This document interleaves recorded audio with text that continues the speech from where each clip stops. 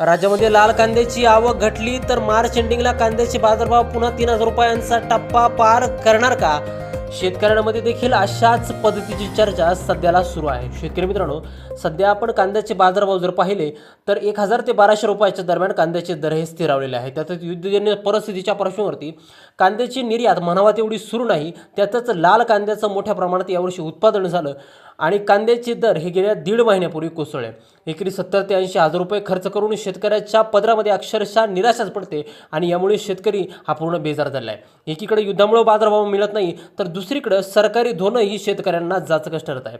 त्यात कांद्याची मागणी देखील आता वाढत चाललेली आहे, परंतु निर्यातीसाठी जे भाडं लागतं ते जास्त असल्याने निर्यातदार वर्गसुद्धा आता जास्त सबसिडीची मागणी त्या ठिकाणी करू लागला आहे.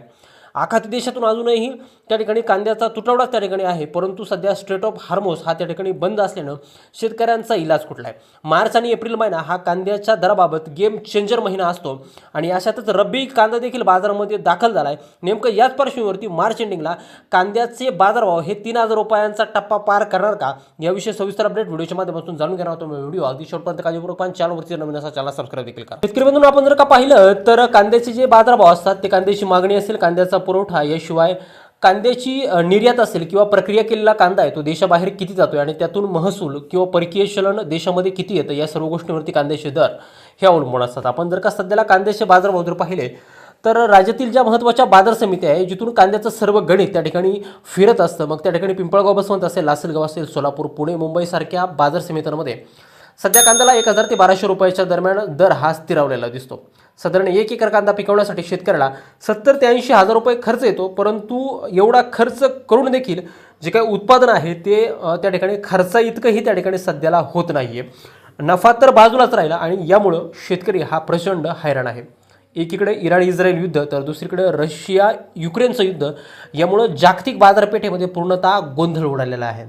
दुसरीकडं LPG गॅसचा तुटवडा निर्माण झाला आहे, तर दुसरीकडं LPG गॅसवरती अवलंबून असणारे जे काय सर्व हॉटेल्स आहेत ते आता जवळपास सगळे बंद व्हायला लागले आणि हॉटेल व्यवसायामध्ये कांद्याला आणणे साधारण महत्त्व असतं आणि म्हणूनच कांद्याची मागणी सध्याला राज्यामध्ये आणि देशामध्ये कमी आहे.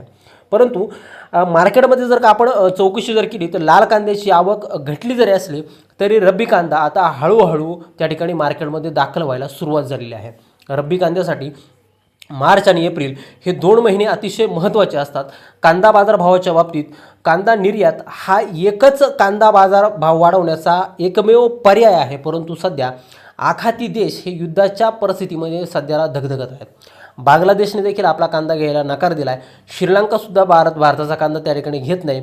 दुबई असेल, ओमान, कतार, सौदी अरेबिया यासारख्या देशांमध्ये कांद्याची मागणी प्रचंड आहे, परंतु त्या ठिकाणी निर्यात जी काय आहे ती आता सध्या त्या ठिकाणी होत नाही आहे, कारण की जे काय स्ट्रेट ऑफ हार्मोस आहे ते त्या ठिकाणी बंद असल्या कारणानं कांदा तिथपर्यंत त्या ठिकाणी पोहोचत नाही. शेतकरी मित्रांनो, दुसरीकडे आपण लक्ष जर का दिलं तर कांद्याच्या दरामध्ये यावर्षी त्या ठिकाणी स्थिरता येऊ शकते किंवा आहे त्यापेक्षा कांद्याचे दर अजूनही त्या ठिकाणी घसरू शकतात. दुसरीकडे यावर्षी रब्बी कांद्याची लागवड जास्त आहे आणि निर्यात जवळजवळ बंदच असल्या कारणानं कांद्याचा एक बफर स्टॉक त्या ठिकाणी तयार होईल आणि शेतकऱ्याला कांदा कवडीमोल बाजारामध्ये विकावा लागेल की काय अशी भीती सध्या वाटायला लागलेली आहे. सरकार देखील याबाबत उदासीनच आहे. कांदा उत्पादक शेतकरी यामुळे अतिशय त्रासलेला आहे. याचा थेट फटका शेतकऱ्याच्या आर्थिक गणितावरती होतोय आणि म्हणूनच सरकारने देखील कांदा उत्पादक शेतकऱ्यांचा विचार करणं हे त्या ठिकाणी आवश्यक आहे. परंतु शेतकरी मित्रांनो, अशाही परिस्थितीत तुमचा जर का कांदा विकायचा असेल आणि जर तो तुम्ही विकणार जर असाल तर कांद्याचे रोजचे बाजारभाव पाहून तुम्ही कांदा विक्रीचा निर्णय घेणं हे तुमच्यासाठी अतिशय फायदेशीर ठरू शकतं.